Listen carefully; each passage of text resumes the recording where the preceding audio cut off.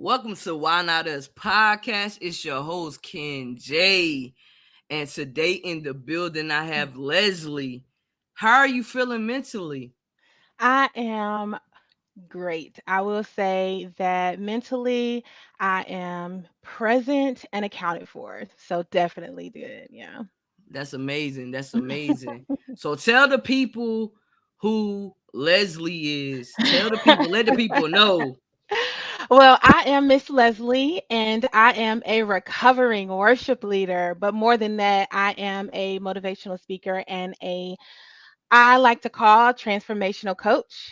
And have a passion for getting people from one place in life to the next.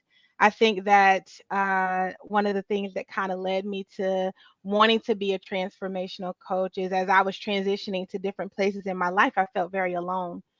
And Mm, so I found myself walking alone, encouraging myself. People do come alongside you at times, but I think there's something special about having someone for a specific transition. And so that's me. That's kind of a little bit about me and what I'm passionate about. I will say I am also a musician. Like I said, I'm a recovering worship leader. That's what I like to call myself.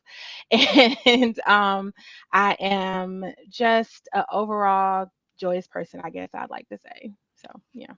so that's everything right there. You know what I'm saying? You Yeah. just being who you are, full of love and light.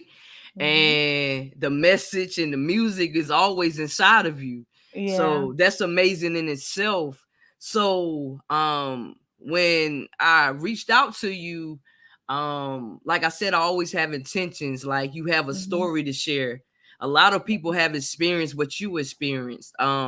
So what came to me finding my way back to my purpose Yeah. when I thought of it. So you gotta let the people know what's going on, Okay. what you experienced. So I'm going to try to be as intentional as I possibly can about what I share and make sure that everything I do share has some message and it's not just some arbitrary information that's not going to be relevant, to building somebody up. I will say that most of the journey that I've experienced has a lot to do with church hurt, disappointment, and the death of your dreams. I think that one of my biggest kind of push forward was when I left my last church, the very first church that I was incredibly free. I was living in Charlotte at the time, and I was serving in a capacity that I had never had the freedom to serve. So I'm from Durham. Well, I'm from Cleveland, but I grew up in Durham, Bull City bred, I'd like to say. And I feel like one of the things that kind of limited me was the fact that I'm from around here. And, growing up, going to a church where I was silenced, my voice was silenced. That was a very difficult thing for me as a worshiper and as a growing worship leader.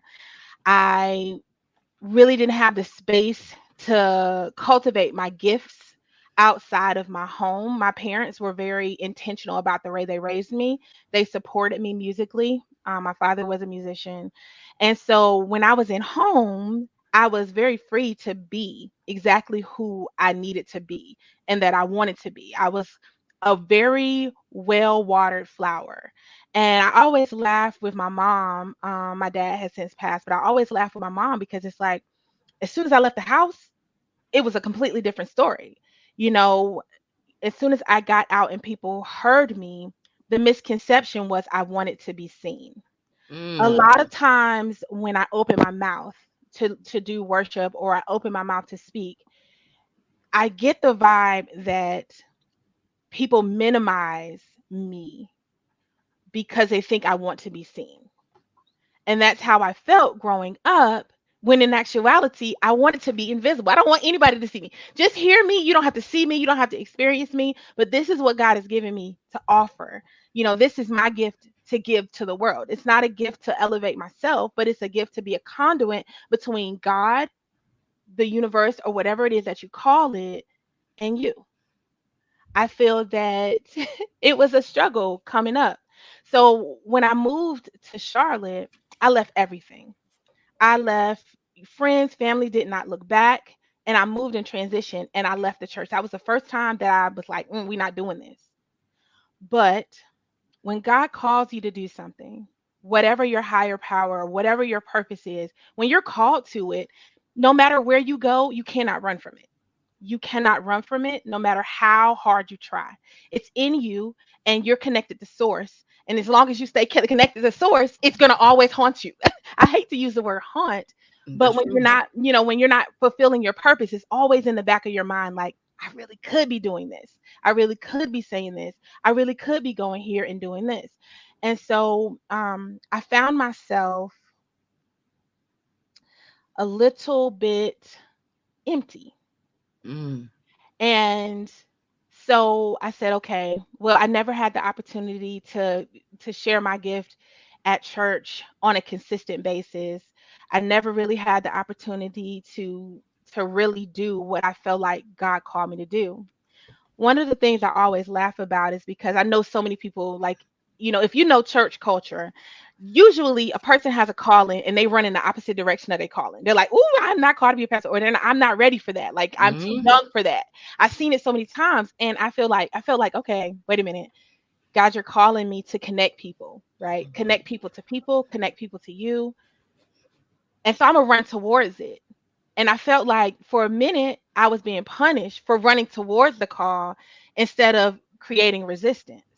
mm, And so when I got to Charlotte, I was like, okay, well, we're just going to give up on that and we're going to move on to do something else. And I was sitting in my apartment. Now, mind you, I said I left everything. Like I literally was like, I got an apartment. I was sleeping on my friend's couch when I first got there. And then I finally got an apartment. And I was in my apartment, no furniture, no nothing on the floor, empty. All I had was internet because it was provided by my where I lived. And so I was on the internet and I said, okay, I think I'm ready. And I knew in my mind, I set an intention of the type of church that I wanted to go to. I knew I didn't want to go to back to a small church because I felt boxed mm, in the local, like a smaller church. I felt like it was everybody already had their positions and there was no room for me. And I don't know if anybody's ever felt like there is no room for you, but there's a scripture in the Bible, not to throw too much out there, but there's a scripture in the Bible that says that your gift will make room for you. And so I had lived on that scripture for so many years and I was looking around and I was like, I don't find the room that my gift is making for me. And I think I was might have been in the wrong house is the way I think about it. Because when you think about your gift making room for you, there's space for you. But what if the space for you is not in the location that you're in? When I moved to Charlotte, when I left, and I decided on the floor of that empty apartment, okay, God, we're gonna try this one more time. We're gonna try this one more time. I Googled the church and I was like, I'm not gonna sing. I will go, I will hide out, I will sit, on the seat until I know and that they know that I'm not here to be seen. So in my mind, I had a strategy, which I don't even know. But my strategy was to serve as hard as I could in the background. And I did just that. It was a very long time before I ever got a mic in my hand. But it was that insecurity of feeling like I have to prove my motives. mm, And I think that there are times where we get to a place where we feel like we have to prove something, right? We have to prove that we're worthy. We have to prove that we're not a threat, especially as brown people. We have to prove that we're not a threat. As a woman, I have to prove that I'm not aggressive. Like, there are so many things that we feel like we're put in positions to have to prove ourselves. And so I put myself in a position where I felt like I needed to prove my intentions were good and pure and honest. I don't need to do that. I didn't need to do that then. And I definitely don't need to do that now. But at the time, a younger version of me wanted to be as pure and as innocent and as just so earnest in my serving. And so I went and I served and it was the best experience I ever had in my life. And getting to know people and getting to know them from not on stage, because there can be a disconnect. Any worship leader knows this. And any person who's on stage, any motivational speaker, any person who has a platform knows that there can be a disconnect sometimes with people putting you up on a pedestal, that you can't make mistakes, or you're untouchable, or you're not approachable, or you have to be sort of perfect up there in the clouds. We do that with celebrities all the time. But when it's something when you serve among people and then you go and lead them in worship. It's something when you're you're hand in hand with someone and they know your heart and they know your spirit, and then you go be a conduit. You be the connector. It I talk a lot about resistance, and not creating resistance.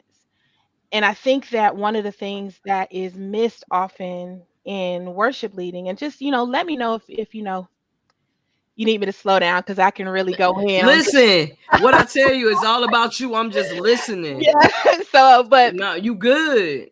okay. So, sometimes, I talk a lot about creating resistance and preventing resistance. And I think that when we think about worship and church as a culture, there's a lot of resistance, right? There's a lot of resistance from the people who grew up in church when it comes to worship. There's a lot of resistance from people coming in who have never experienced church before. There's a lot of resistance for people who have an idea of what church should look like and what people in church should look like. And then there's resistance from people who have been hurt in other church experiences. One thing I love about worship and music ministry is that it takes all of that resistance, and if it's a really good experience, a really good song, or a really good vocalist, or everything seems to be on point, it lowers the level of resistance and makes it easier for people to open up. That's one of the things I love about music, period. If you think about music and how you feel when you put on your favorite song, let's say you put on a song from high school, instantly you're like, man, like I remember that day. I remember the first time I heard Yeah. this song, or I remember that party. Oh, I remember like riding in my car. Like, you have those Yeah. moments. It's like it transports you to a different time, space, and mindset. And if we could really understand how to bring people together in worship and to be just a conduit, sometimes we don't need a whole bunch. We just need an open spirit and someone who can guide us to a place, right? And so I think that one of the things that I enjoyed the most was that serving aspect, where I see you, you see me, and I'm here at 6 a.m. with you setting up, or you see me and I'm talking to people and I'm out there, and then I go back and I say, hey, let's worship together. Like, let's get to know each other through worship. I think that that is one of the most beautiful experiences that I had and I learned when I was living in Charlotte. And, you know, I was in the zone. And I don't know if there's anybody who has ever been in the zone of life and you're like, yes, I'm right where I should be. I'm right at the precipice of the next level. Like, I'm about to like go there, right? Mm-hmm. And then I lost my job. And I had been like meditating and praying and like, oh, I would love to do this full time. I would love to be in ministry full time. I would love to see what it's like to experience, you know, worshiping by myself and then serving the community, serving the people, and then worshiping with them, right? I was so like in that zone. And then I lost my job and I was like, this is not exactly what I meant, right? This Mm-hmm. is not quite how I saw it going. I thought it was gonna be like a smooth transition, and I was gonna be financially stable and all that. And it didn't happen that way. I lost my job, and I lost my apartment, and I lost my car. But I lost my apartment, and then later on, I lost my car.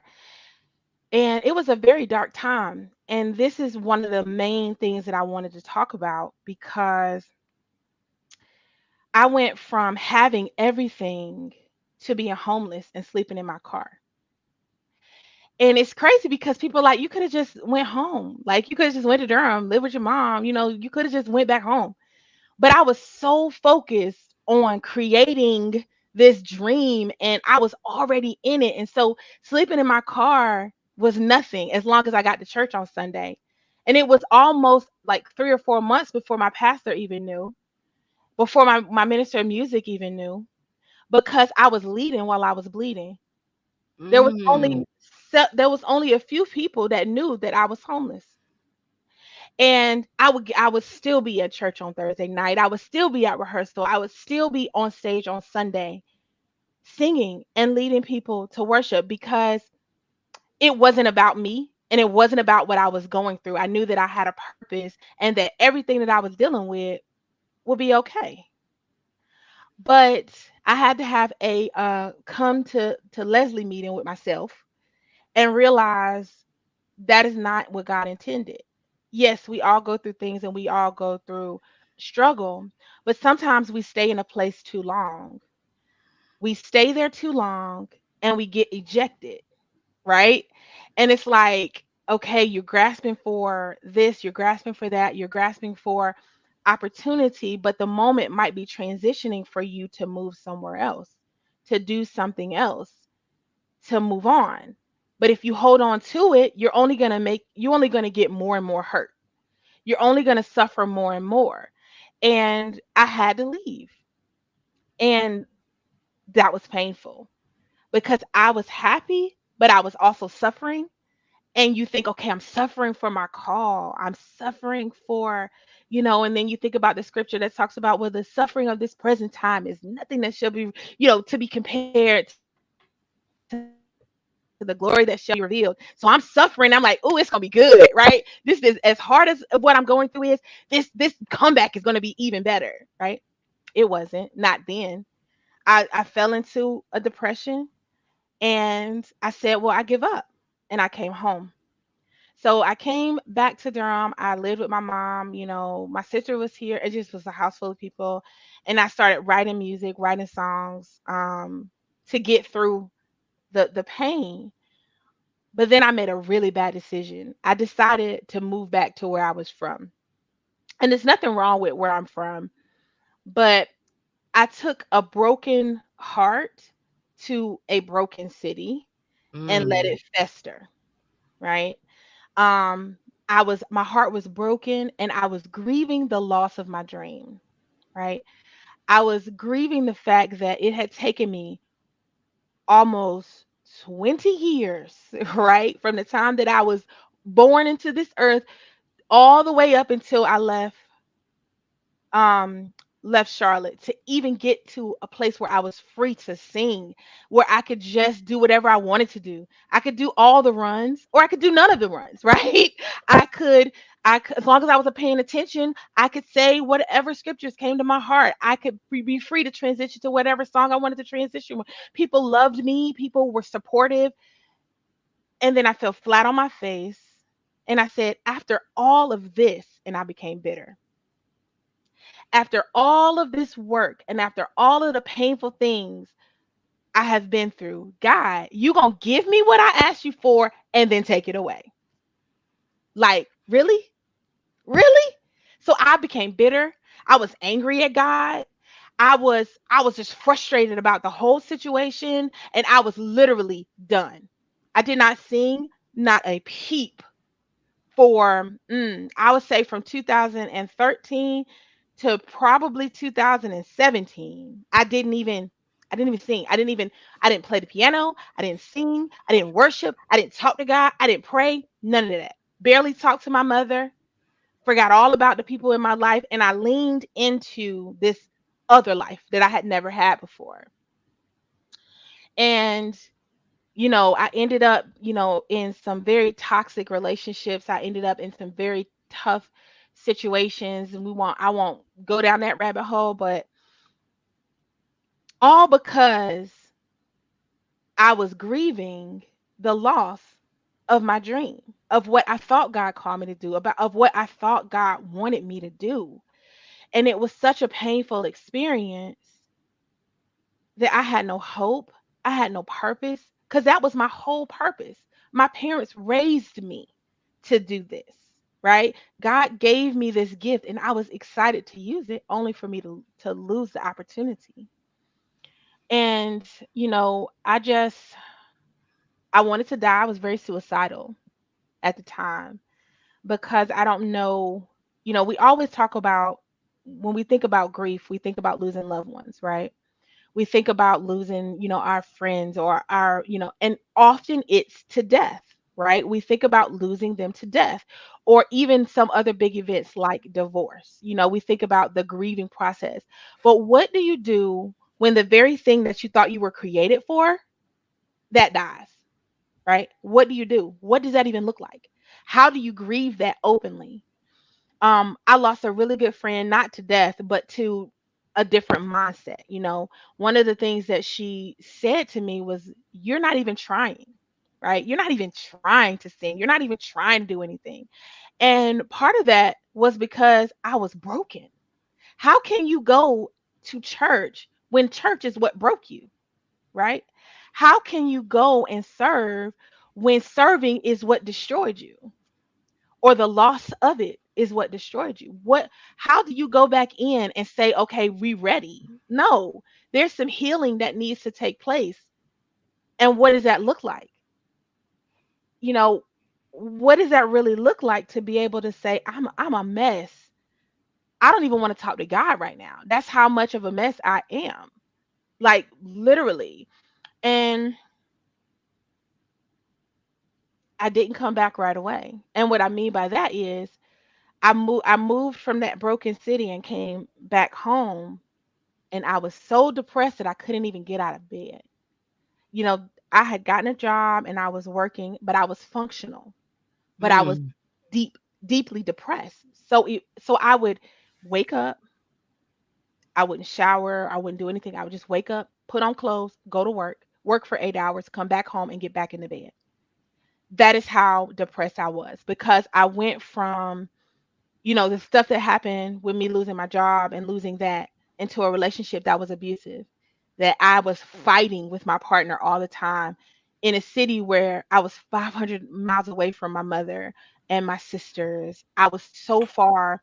I had created this life where I had no support. So I had wound myself up into this depression and then came back and I was out for the count. And that was 2 years of my life depressed, just wanting to die, not wanting to live, not wanting to really. I didn't know what I wanted to do. I didn't know who I was anymore. All the way up until this point, I had a plan, and now I don't have a plan, and I literally just woke up every day, left the house, came back, got into bed. That was my whole 2 years. Like, that was it. And, my mom had invited me to her church, and I started going there, and then I started singing, but I was toxic and I couldn't maintain it because even though worship was in me, there was so much other stuff weighing that part of me down. And I tried and I served and I couldn't be consistent because it took everything out of me when I got up to lead worship that I had even less. And mind you, my emotional budget was already in the negative. Mm. I think that sometimes we go through situations and we're not aware of where our emotional budget is. We think we have more in the bank than we do. So we're writing emotional checks that are bouncing all over the place. It's bouncing our relationships. We're being aggressive and mean, for no reason because we just don't have enough. And so we're already in the red and we don't know what to do with that. Instead of taking a step back and being able to refill, right? Refill you know. And so that didn't work. And so I went to another church and I was serving. And like I said, I was incredibly depressed. And so I would literally just show up in enough time to sing because that was it.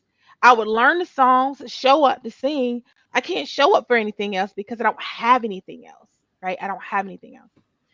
And so, after 15 months of that, I just stopped. I was done. I was done. And like I said, I was working a job and I ended up going on a leave of absence from work. And you gotta be really depressed for them to write you a note to say this girl need to stay at home. Just leave her at Yeah. home. Leave her at home. I was in Yeah. I was in therapy twice a week and I was heavily medicated. Like, I think that sometimes when we think about mental illness or depression, we don't always think about the triggers that got us there. We just slap a label on it and be like, Mm-hmm. "Oh, this is what's wrong with you." Okay, well, this is what's wrong with me. I'm going to accept that. And then I'm going to live my life from that perspective instead of realizing, okay, well, there was a series of unfortunate events that occurred that pushed me to this point and I can recover from this, right? And that's one of the things that I strive to tell people like, you can recover from this, but the road might look messy. You might be crawling. You might have to go to therapy twice a week. You might have to cry it out. You might have to. One of the things that I had to do was make myself a schedule. Literally, I'm going to wake up at 9 o'clock and I'm going to do all of the things.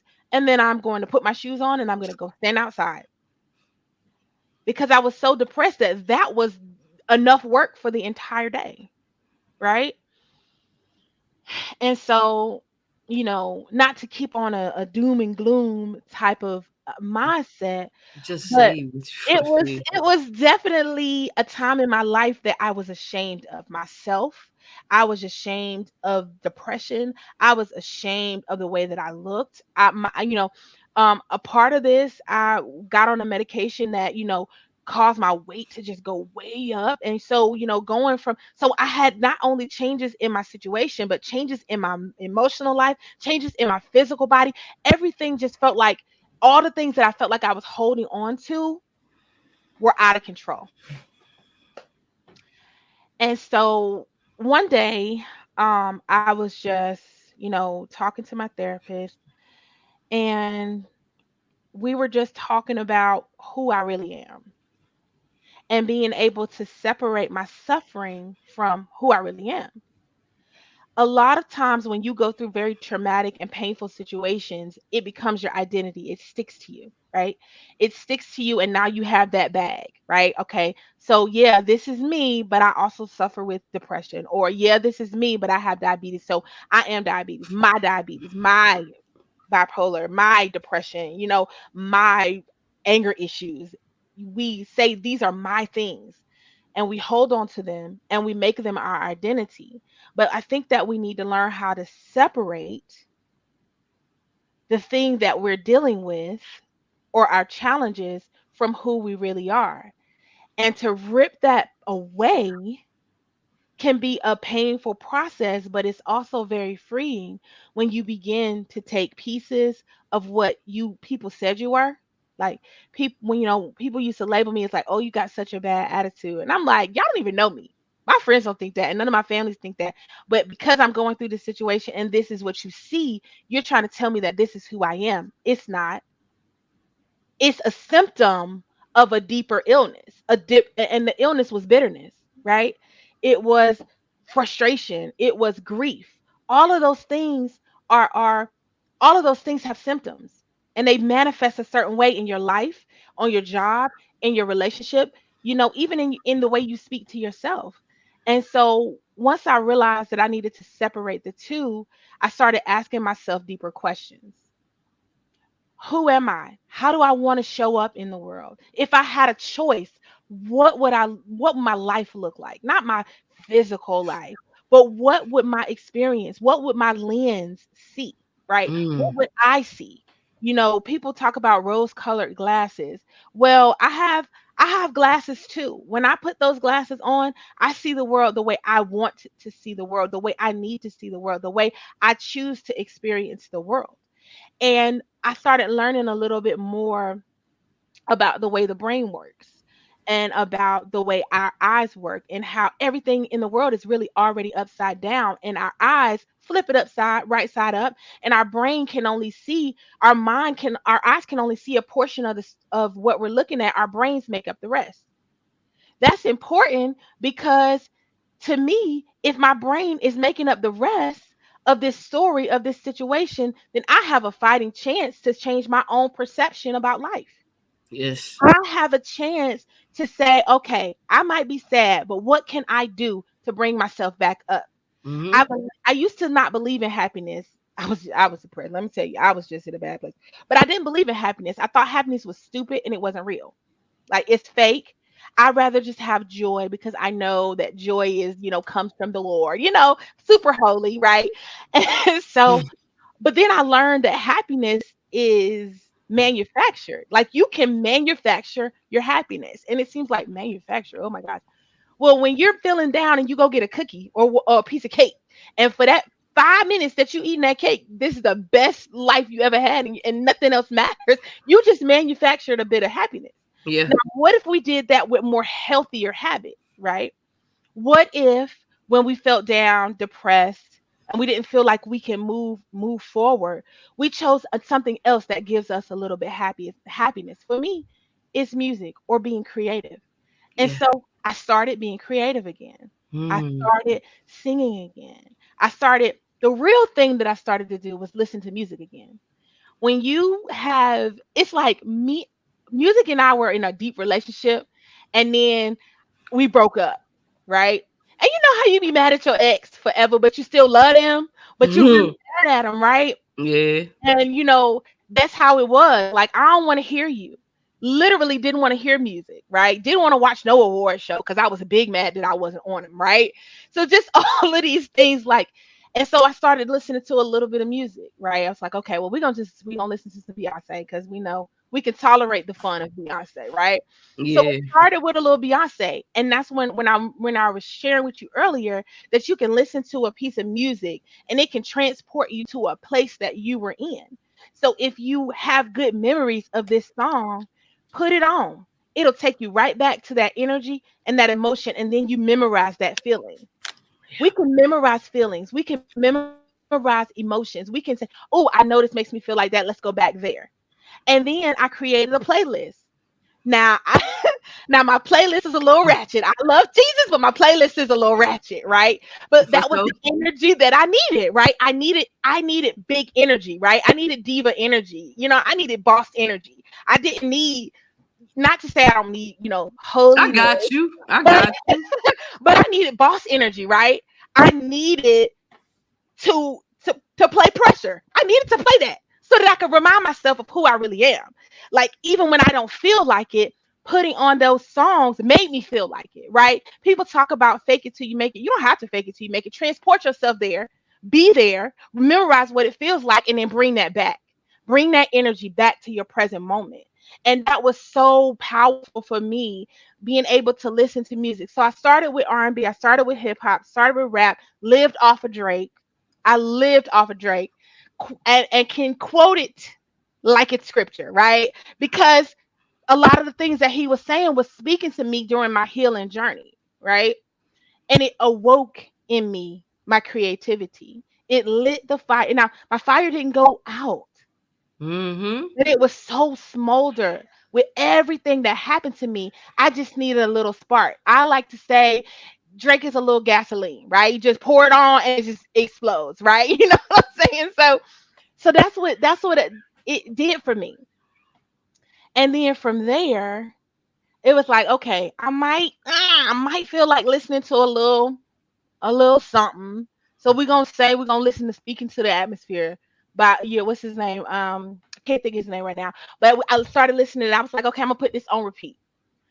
And that started opening up the worship again. Right? Mm. That started opening up my spirit again in a different way. And then it was like, okay, all right, I hear you, you know, and I knew that God had never left me, but I was mad, right? I was angry. I was hurt. And my healing looked like a journey through, like, my musical life. Like, my playlist was healing for me. And now I found myself, fast forward 2022, and I'm like, okay, maybe we'll do this again. Maybe we'll try it again. And you know, in 2018, that's when I kind of started my, like, self love, kind of like, okay, we're gonna get ourselves better, right? We're gonna get ourselves better. 2019, I used to set intentions for every year, right? This is gonna be the year that I focus on me and how I feel about myself.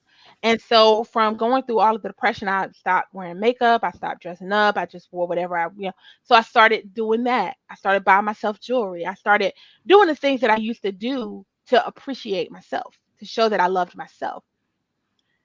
And then 2020, I was like, okay, then the pandemic hit, and that was that. I was locked back in to work and everything. And I went out again 2021. And now we're here in 2022. And I went back to work. And that was, an experience. And then my mother got hurt. And so I was kind of working part time, and she invited, she wanted to go to church. And for those of people who know my mother is the reverend mother, and my father was a minister of music. These are some church people, okay? They love the Lord, okay? And so I can't let her be out of church, just because her leg is broken. So I started taking her to church, and they had gotten a new pastor. And you know, he was talking the talk, right? So I understood it. I liked it. I said, okay, all right, he's telling the truth. He's not, he don't seem like he's what I'm used to when you go to church and you got somebody who's stiff and don't know how to relate to people who are younger than them, or don't know how to reach a lot of people. And he had an idea for more of an integrated church, more of a cross generational church, where it's like, okay, many different people, definitely different age groups. And I was like, okay, I could get with that. I might be able to help with that. And so, I've been serving for a few weeks now, like, and it's okay.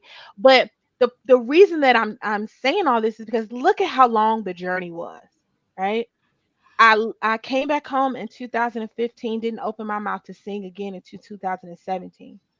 I was depressed for that whole time, went to 2018, got into loving myself and listening to music and healing myself.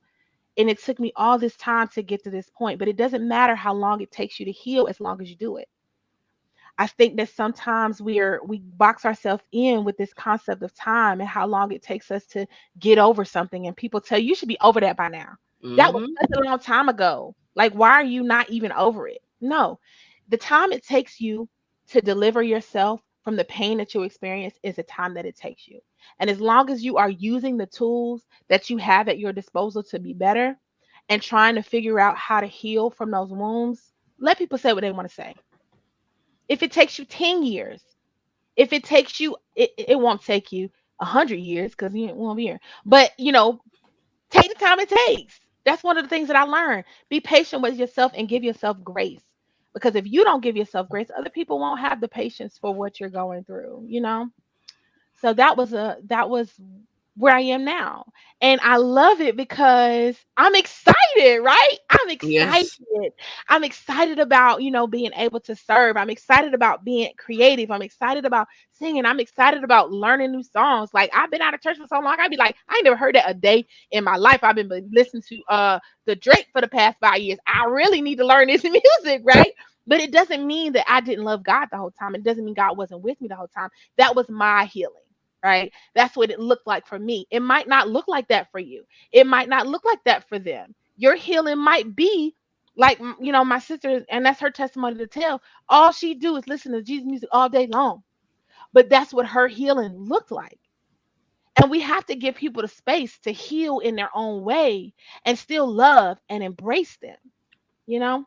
Yeah, most definitely. So that was like the gist of who I am and what I've been through and where I have found myself today. And I'm so grateful for every second of the journey, every second of the pain, every every night I slept in my car. I'm grateful for that. You know, every night I hid my life away. I'm grateful for that. Every moment that I felt like, okay, I know you called me to do this, but there's no space for me. And hearing God remind me, there's always room for you. There's always room for you. You walk into a room, everyone walks. We have, I ain't gonna get too much off into that, but we have like a spiritual aura. Like, we have that. They photographed it on people. It's real. It's not. So every time you walk into a room, you have space. You're in your space. You can take up all of that space, right? You can take all of it up, and you're not impeding on someone else's space because we all have it. We all have it. And it's okay to let your light really shine and be exactly who you were created to be without without feeling like you're not enough or you're doing too much, you know? So Yeah. That's like that's transformation in itself. Mhm. That's whole transformation in itself. Just listening to how you was talking about, like, you really into worship. This is your dream. You feel Mhm. me? And you lose your job, you become homeless. But guess what? This is still your dream. Deep down Mhm. inside, it is. It's a part of you, but you feel some type of way because look, I'm giving my all, I'm doing everything, but why is it happening to me?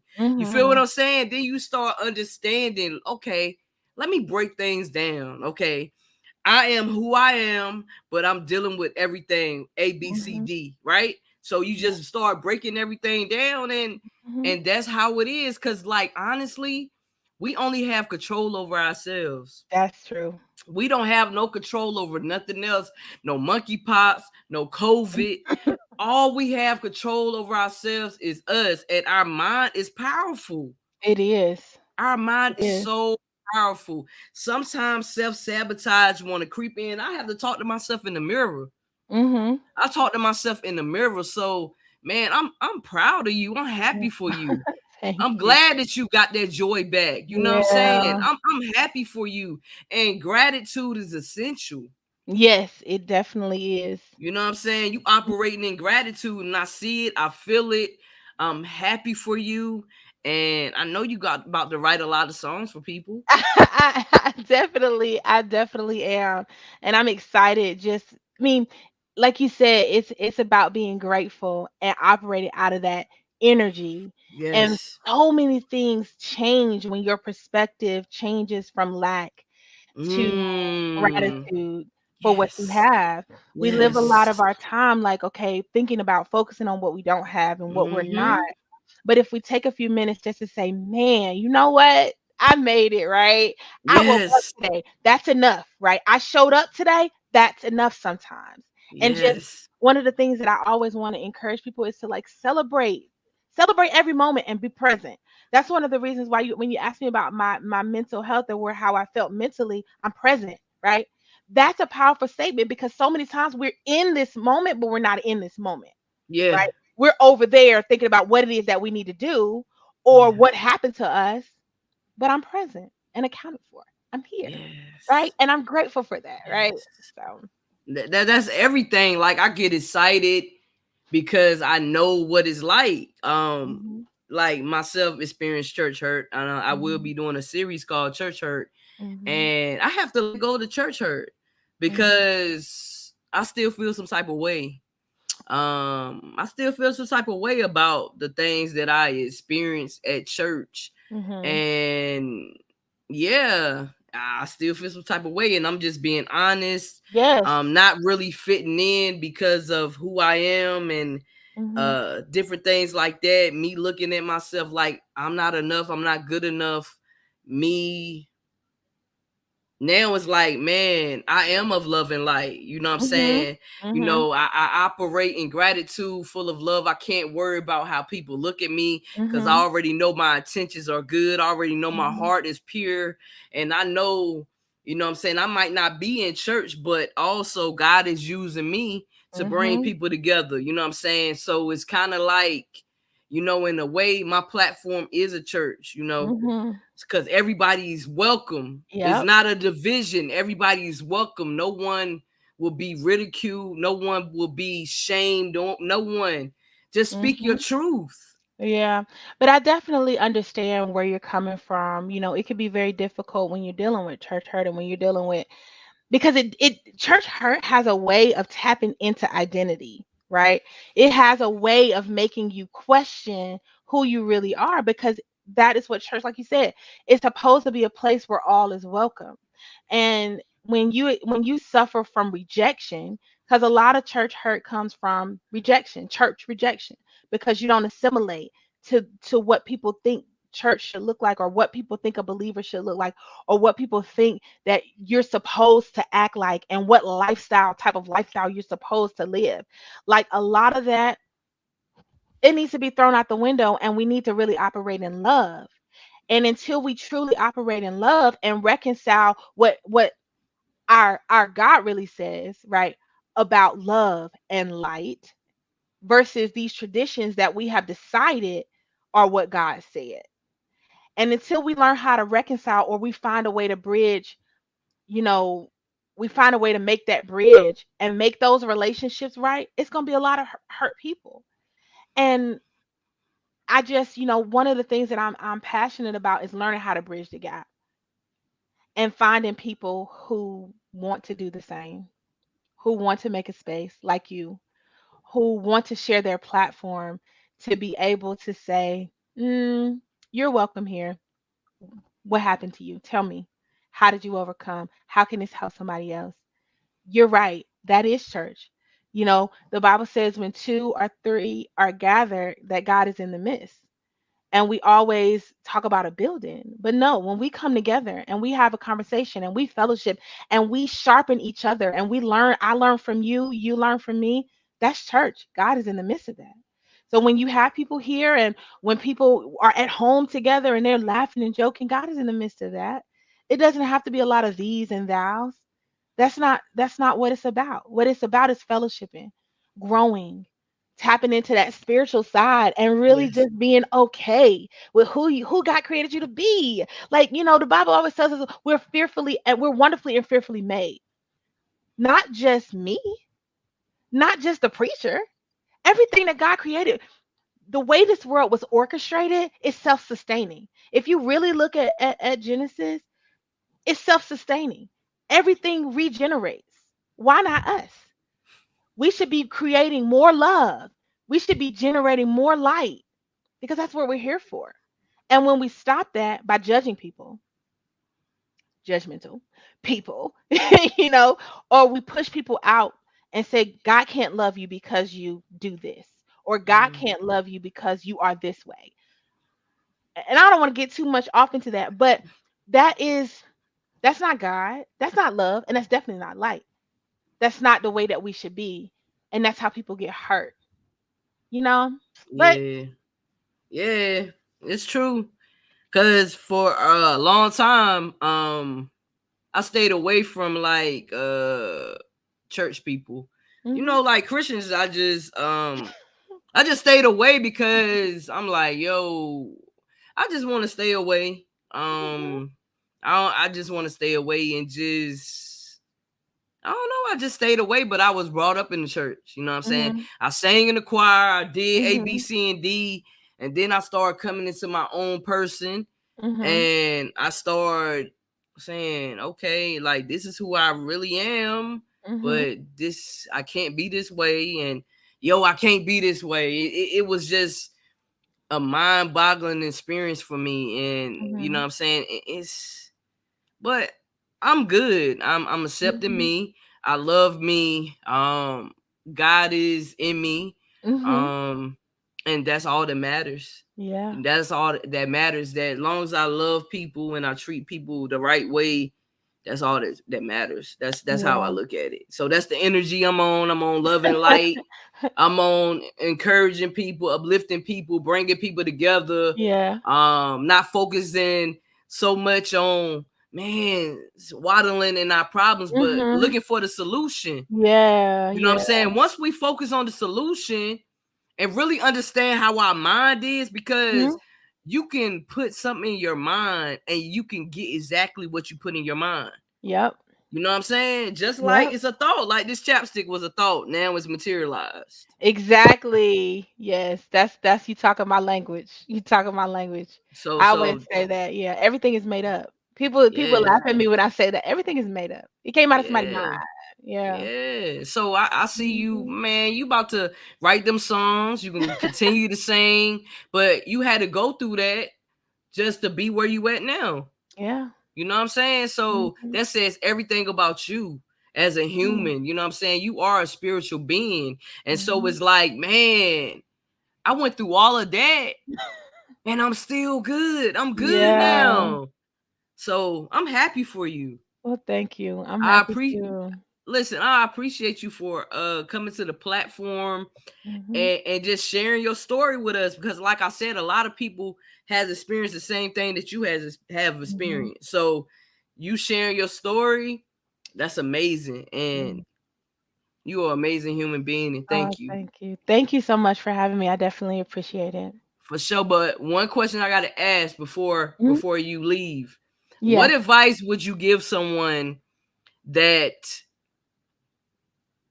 feel like their dream, they don't believe in their dream anymore, but Mhm. deep down inside it's still there? Mhm. What advice would you give that individual? So first I would say be honest with yourself, right? One of the things that I made the mistake of doing was saying that I didn't want it no more. I don't want it no more.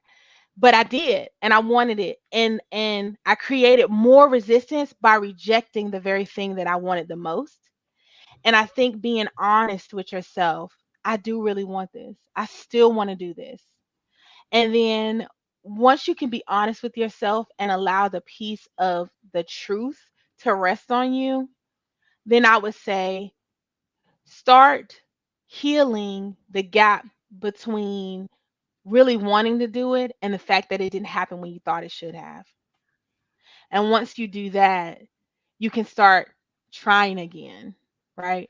It might Yes, not look like you thought it was going to look, but I guarantee you, if you heal that broken part and bridge the gap between what you thought it was going to look like or the fact that you thought you would never have it, and just try again. It don't have to be on the scale that you intended it to be, but it's not about what you thought it was going to be. It's about what it can be. And I guarantee you it's going to be way bigger or way better than what you dreamed about the last time. So that's it. that's that's the big energy right there. Mhm. And sometimes we can't see it. It's a Yeah. feeling, you know what I'm saying? So Mhm. the unknown, if you're Mhm. working on something every day and you feel it Yeah. because it's faith. You feel it, Yeah. it's there, because that's the unknown. You know what I'm saying? You Mhm. have to understand everything in your mind you're gonna get. Yep. Good And or and bad. I think we forget yes, about that. facts, That's facts. why we Your got to be very thoughts. intentional. Yes, that's what I'm Mhm. saying. Your mind is powerful. Yes, it Your is. mind is so powerful. It will have you flipping up and down. But once you understand how powerful your thoughts are, and you could control your You thoughts, can. Mhm. you could control your thoughts. I only manifest positive thoughts into my Mhm. reality. You got to Mhm. continue to say that, and Yep. then you have that feeling, because gratitude feels so amazing. Like I wake up in the morning, I'm grateful for Mhm. this day. I'm grateful I'm able Yeah. to pay my bills. I used to complain about paying my bills. Mhm. Now I'm grateful. I'm Right. grateful for this water. Mhm. Like I'm grateful for everything. So that's the energy I be on. Like I just operate in that gratitude, and people want to operate in gratitude because they see how you operate. And so Right. everybody want to understand, I want to operate like that. And you Yeah. making a difference. You making a Mhm. difference in somebody's life because you're teaching them, yo, you know how you think negative, right? Mhm. You could think positive, right? And that's how you got to shift your mindset. Yep. You do. You do. And So it's such an amazing thing, not to keep going on, but it's such an amazing thing the first time it happens, right?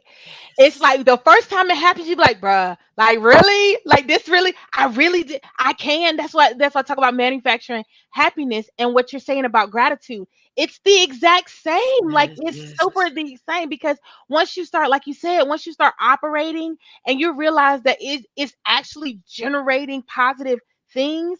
And when you walk into a room, people be like, "Oh, girl, what's going on with you?" Nothing. I was just happy I woke up this morning.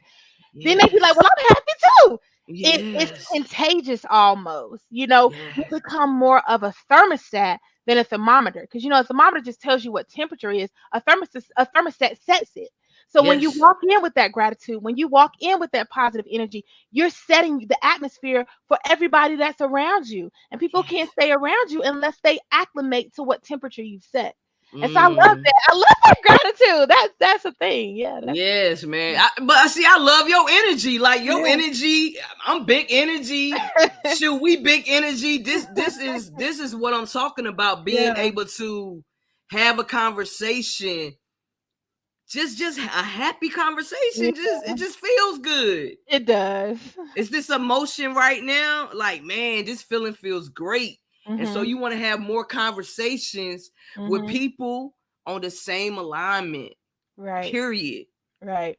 So my message to everyone out there is like, continue believing in yourself, continue dreaming. Never stop Mhm. dreaming. You remember the Mhm. imagination you had when you was a kid? I talk about that all the time. The Mhm. imagination you had when everything was possible. Yes. Nothing was impossible. That's the mindset that I have now. You know what I'm Mhm. saying? And Mhm. so I teach my nephew that. I'm off topic as well.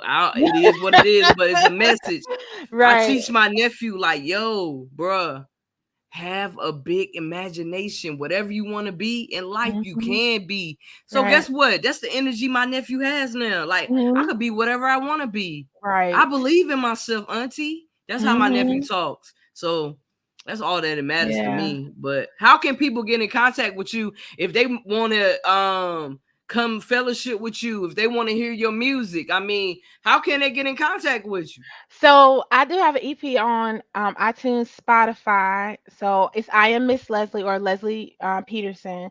Um, I am Miss Leslie across all socials. You can find me on all socials at I am Miss Leslie. Is it So all yeah, together? yeah, just one word. I am Miss Leslie. Okay, I'm writing in the chat. I am Miss Okay. Leslie. I bet. And then how can they find your music? Like, So you just search Leslie Peterson. I have an EP right now that's up. It's gospel and it's a couple snippets and two songs. My favorite song is number 4, Nothing But Tears. So it's just search me on iTunes, search me on Spotify, Leslie Peterson, and you'll okay. find me. You'll find I'm about to most definitely check you out. You know what I'm saying? Yeah. Cause and you play the piano, I girl. do, I do. Yeah. Yeah, I do. Man, one day you gotta come up here and sing. Yeah, for sure. Like for real. Like No, just for real. sing.